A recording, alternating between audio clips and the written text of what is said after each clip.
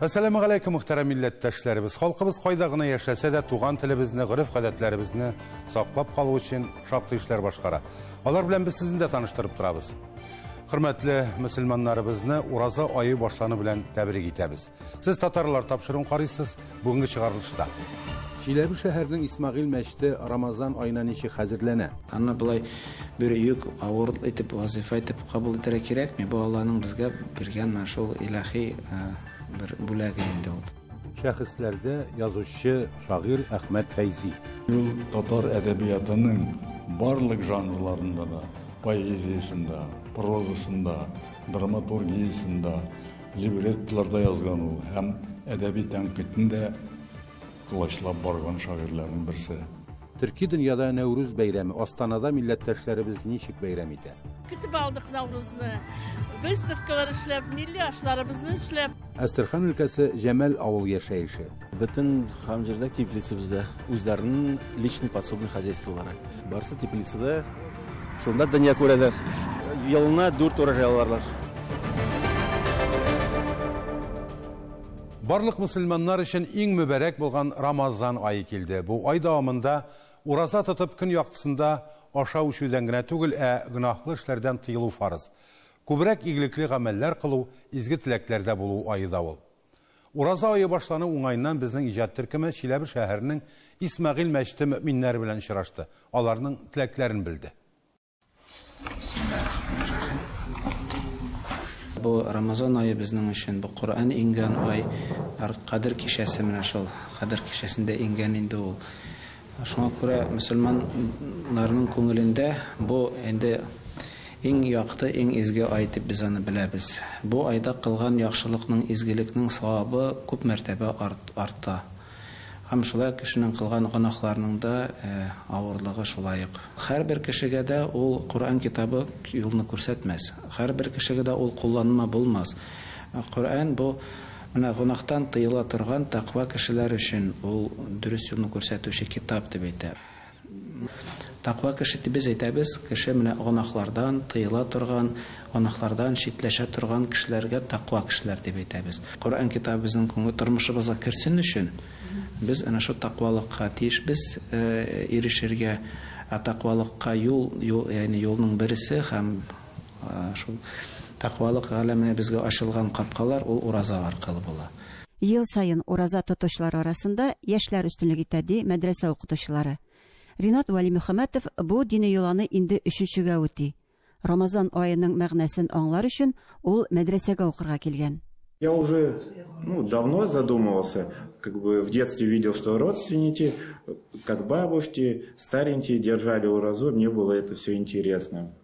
Ну и потом больше интересовался этим, и как-то вот уже давно хотел, и вот как-то только в 2020 году решил это пост держать месяц Рамазана. И потом уже все больше и больше стал этой религией увлекаться. İçtimai işlenlik bilen aktiv rəvişdə şüğüllənən Vladislav Gabovның yanında müsəlmanlar көп. Onlar benim üçün iyilik, yardımçılık, namusluluk örnəgi buldu deyigid. Әкренләп үзе дә ислам yoluna баскан.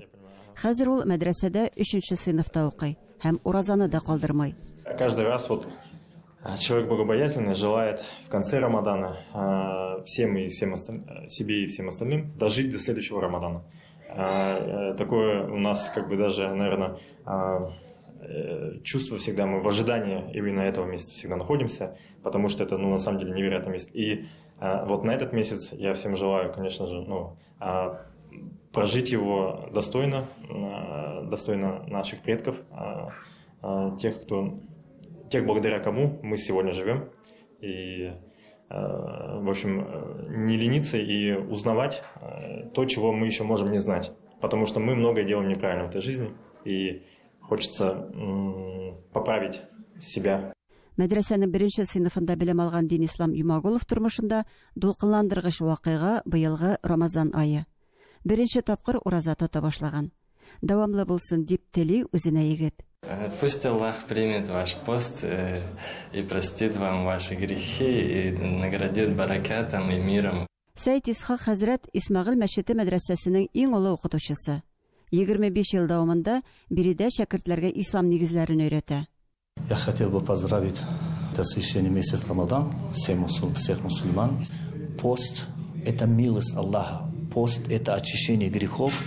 Пост – это освобождение от мучения ада. Поэтому всех призываю, не надо искать причину, чтобы не поститься. Надо причину искать, чтобы поститься. Мен теләр идем менә безнең халкыбызга, милләттәшләребезгә җаныбызны, рухыбызны, тәнебезне менә шулай ныгытыйк Рамазан айларында ураза тотып. Аллаһу акбар, Аллаһу акбар. Әшһәдү ан ла илаһа иллаллаһ. Әшһәдү ан ла илаһа иллаллаһ. Чиләбедән Гөлдар Хафизова, татарлар. Ул күп яклы талантка ия булган әдип, шагыйрь, прозаик, драматург, тәнкыйтьче, тәрҗемәче һәм танылган опера, балет либреттоларының авторы да. Сүзебез Әхмәт Фәйзи турында. Ул үзенең иҗат юлын Тукайдан илһам алып башлый һәм гомернең иң зур хезмәтенең Тукай романының үзәгенә дә бөек шагыйрьне куя. Бу көннәрдә Тукай әдәби музейында Әхмәт Фәйзине искә алу кичәсе булды. Тукай хаятына чумып дигән чара әдипнең 120 еллыгына багышланган. Бүгенге Шәхесләр сәхифәсендә Татарстан Республикасының Габдулла Тукай исемендәге дәүләт премиясе лауреаты Әхмәт Фәйзине искә алырбыз.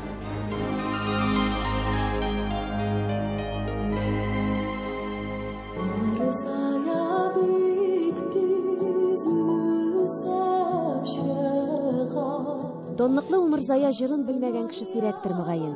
Әхмәт Фәйзинең шигырьләре көйгә ятып тора. Алар халык авыз иҗатына якын. Әхмәт Фәйзи вафат булгач, әйткән иде. Менә шагыйребез вафат булды. Аның артыннан ни хикмәт җыр. Халык 33 елда язылган Умырзая дигән әсәрен җырга салды. Шагыйрьнең бәхете менә шунда күренде. Аның иҗатының усуллыгы, халыкчанлыгы, халыкка кирәклеге. Әхмәт Фәйзи 1903 елның 11 мартында Уфада һөнәрчеләр гаиләсендә дөньяга килә. Мәдрәсәдә, рус-татар мәктәбендә, аннан татар гимназиясендә укый. Соңрак Оренбургтагы Шәрык институтына укырга керә. Зиялы зат, һәм шунсында әйтим, аларның гаиләсе һәм инде Әхмәт Фәйзи үзе дә бик шушы интеллигентный, зиялы, мәдәни кеше була, үз-үзен тотышу ягыннан, шәһәрдә үскән. Аннан соң теге нинде Европа тәрбиясендә алган, урыс тәрбиясендә алган, ләкин татар милли йолаларын нигезендә тәрбияләнгән. Һәм менә шушында әдәби яшьтән үк нигә әдәбиятны ярата. Үйләрендә аларның китап укыйлар, газетлар алдыралар.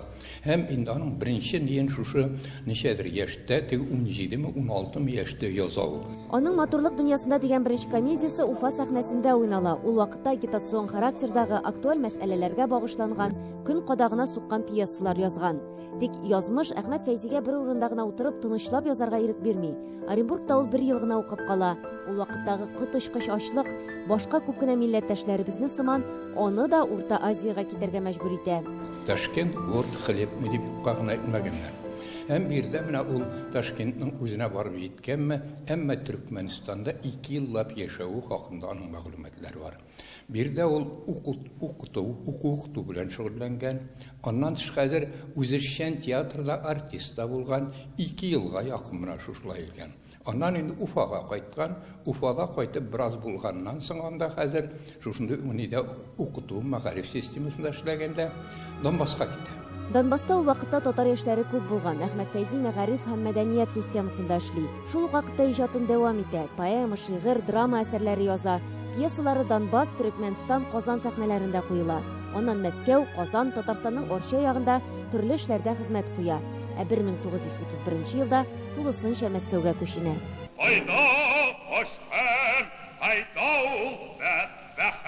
Әхмәт Фәйзи беренче татар операсына нигез салучыларның берсе. 1939 елда Татар дәүләт опера һәм балет театры үзенең беренче сезонын Кашкын операсы белән ачып җибәрә. Ул Нәҗип Җиһанов музыкасы һәм Әхмәт Фәйзи либреттосы буенча куелган. Моңа өстәп беренче татар балеты Фәрит Яруллинның Шүрәлесе дә Әхмәт Фәйзи либреттосына языла. Мансур Музаффаровның Зөлхәбирә опералары, Рәшид Гыбайдуллинның Кисек баш балеты, шулай ук Әхмәт Фәйзи либреттоларына таянып иҗат ителгән.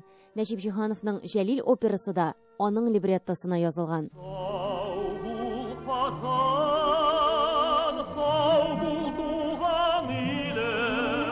Муса Җәлил белән ул Оренбургта укыганда ук таныша, һәм аларның дуслыклары гомер буе дәвам итә. Бу әсәр Казан, Мәскәү һәм башка сәхнәләрдә куела. Әхмәт Фәйзи дә Бөек Ватан сугышында катнаша, хәрби мөхбир булган. Әхмәт Фәйзи безнең татар әдәбиятында уникаль шәхес. Аның белән янәшә куярлык шәхесләр күп түгелдер. Чөнки ул татар әдәбиятының барлык жанрларында да, поэзиясында, прозасында, драматургиясында, либреттоларда язган ул һәм әдәби тәнкыйтендә кылычлап барган шагыйрьләрнең берсе. Һәм шул ук вакытта ул беренче чиратта әлбәттә шагыйрь. Onun icatı nişiktir halkının tigenileri, tradisiyalı, folkloru bilen, müzikal folklor bilen beylenişli. Hem onun bir küküne sözlerine jırlar yazılgan. Bunlar arasında kadirine umurzaya özünden itira. Ahmet Feyzi sözleri, bu ben seni yarattım, sen beni yaratmadın diyen kibikine, andığına, gadigine tügüle, nişiktir. Ana uqi, jırlı.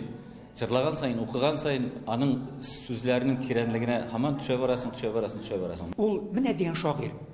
Аның барысында әйтмәстән, мин аеруча аның поэма һәм баллада жанры үсешенә аеруча зур өлеш кертүен әйтер идем.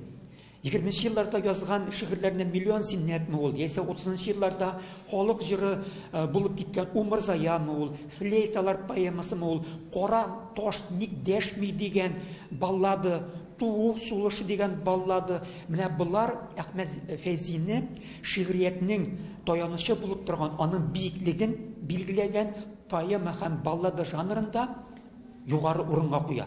Он фикер шагыйрь. Ул татар поэзиясында интеллектуаль башлангычны күтәреп алып китүче шагыйрьләребезнең берсе. Икенчесе ул әлбәттә булай гына сөйләүче түгел. Ул һәр вакытта образлы сөйли, сурәт белән сөйли. Һәм шул вакытта аның һәр әсәреннән дә татар халкына хас моң сирпелеп тора. Әхмәт Фәйзи балалар эшендә яза. Моңа стәп сатирик хикәяләр, әдәби тәрҗемәләр, тәнкыйди мәкаләләр авторы да. Тик иҗатының иң югары ноктасы дип Тукай романын әйтергә була. Үзегез кайсы авыл? Эшчеләр. Башланган әңгәмә шуның белән бераз тынып торды. Әхмәт Фәйзи гомере буе Габдулла Тукай белән илһамланып яшәгән дисәк тә ялгыш булмас.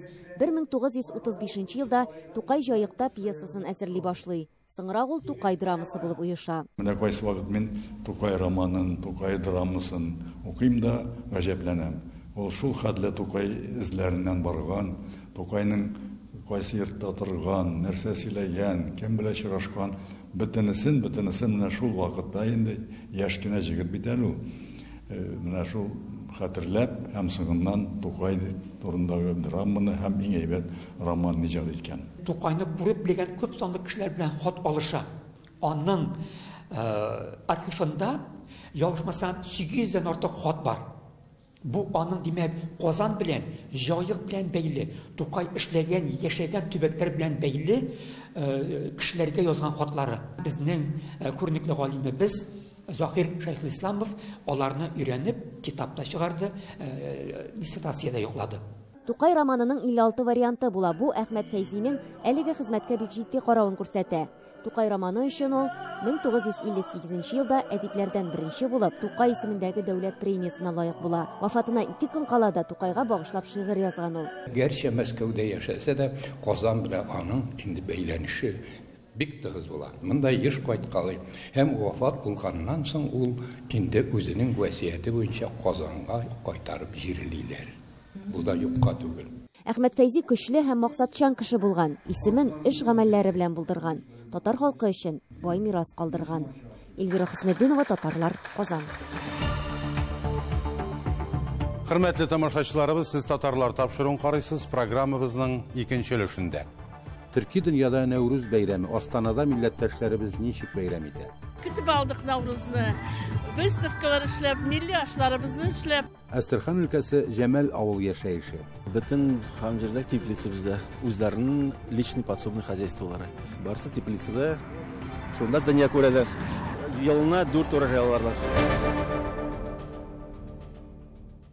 Нәүрүз язның һәм яңа елның тууы, моннан тыш ул бай дастархан, милли уеннар, спорт ярышлары һәм күңел ачулар белән билгеле.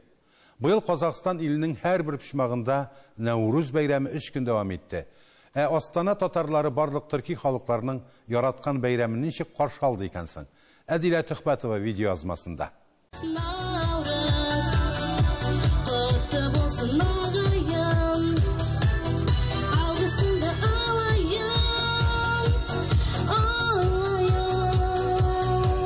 Нәүрүз, Нардуган, Гөл Навруз, һәр төрки халкының бу бәйрәмнең исеме үзенчә яңгырый, әмма аларның мәгънәсе бер: табигатьнең яңарышы һәм яңа тормыш, яңа көн башы. Бүген Казакстанда бу бәйрәмне барлык этнослар бер зур гаилә булып билгеләп үтәләр.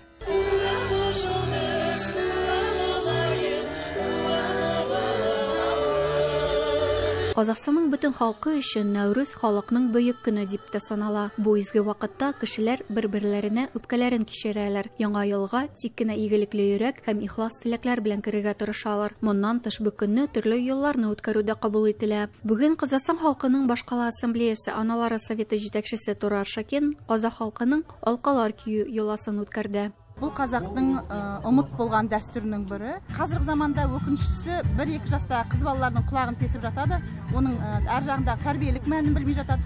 Шын мәнінде қыз баланың құлағын 7 жасқа келгенде тескен. Оның жаңа сен енді қыз болдың, бой жету сатысына қарай өттің. Енді сен қуыршақпен ойнамайсың. Енді сен қыз баланың жаңағындай тамақ пісіру, қолөнерге баулу деген сияқты дүниелермен анасы соны үйрететін болған. Бүгін енді мына Әз Наурыз дейді. Әз Наурыздың енді үлкен өзінің ерекшелігі бар. Бүкіл әлем жаңарып жатыр, табиғат жаңарып жатыр, адам жаңарып жатыр. Бәйрәм программасынан тыш чара кунаклары өчен этно-аул оештырылды. Һәр йортада казак һөнәрчелеге турында белергә генә түгел, гамәли сәнгать буенча мастер-классларда катнашырга һәм төрле этносларның милли ризыклар белән сыйланырга да мөмкин иде. Бүген мына достык үйендә Тәҗик этно-мәдәни орталыгының киіз үйін құрып отырмыз. Өзіміздің ұлттық тағамдарымызды әкеліп, халықпен бөлісіп отырмыз. Бұлай айта кететін болса, мына жерде біздің ұлттық тамағымыз сүмәләк. Сүмәләк деген тамағымыз. Одан кейін біздің мына құртоп деген тамағымыз мына жерде тұр. Палау беріп жатырмыз бүгін халыққа. Наурыз байрамы келді біздің Қазақстан елімізде. Барыңызды құтылын жылды зор бәйрәм белән. Уңышлар болсын бұл яңа елларда. Менә біз күтіп алдық Наурызны. Выставкалар эшләп, милли ашларыбызны эшләп, кунакларны тәмле чәчәкләрдән, үч пичмаклар белән кыш телләрен пешереп, тәмле итеп палаулар пешереп, кунак итәбез. Чәйләрне бергә яшәп, бары милләтләр бергә яшәп, Наурыз бәйрәмен үткәреп ятабыз. Бүгенге бәйрәмгә килгән һәр кеше үзенә ошаган шөгыль тапкан. Мәсәлән, балалар һәм өлкәннәр өчен спорт һәм казак милли уеннары оештырылган. Алтын таган, ассык ату, гыры күтәрү, кул көрәше. Ә иң көчле батырлар кызыкча көрәш милли көрәшендә көч сынаштылар. Бәйрәм чарасы җырлар һәм биюләр белән дәвам итте. Шуны гына көткән кебек, табигатьтә дә үзгәрешләр сизелде. Көн җылынып китте, кояш ялмайды. Нәрсә кызыклы булды сез өчен? Миңа монда халыклар кызык булды, чөнки ишетеп кенә белгән халыкларны күрдем мин бүген. Шул дуңганнар һәм инде аларның культурасы белән таныштым. Нәүрүз бәйрәме һәр казакстанлылар өчен бик кадерле һәм борынгы гореф-гадәтләрне саклап, хәзерге заманга гармонияле рәвештә туры килә ул. Моннан тыш Казакстан җирендә яшәүче күп санлы этносларның милли мәдәниятләрен һәм гореф-гадәтләрен саклап калуда һәм үстерүдә ул зур роль уйный. Нәүрүз бәйрәме кутлы булсын, дуслар! Әдилә Төхбәтова, Татарлар, Астана шәһәре, Казакстан. 2023 елның 27 май көнендә Әстерхан өлкәсе Җәмәл авылында 13-нче бөтен Россия авыл сабантуй узачак. Бөтен дөньяда гомер итүче милләттәшләребезне кабул итүче татар авылында әзерлек эшләре гөрли. Безнең төшерү төркеме әлеге авылда булып, аның тарихы, яшәеше белән танышып кайтты. Сүз Ләйсәнә Садретдиновага.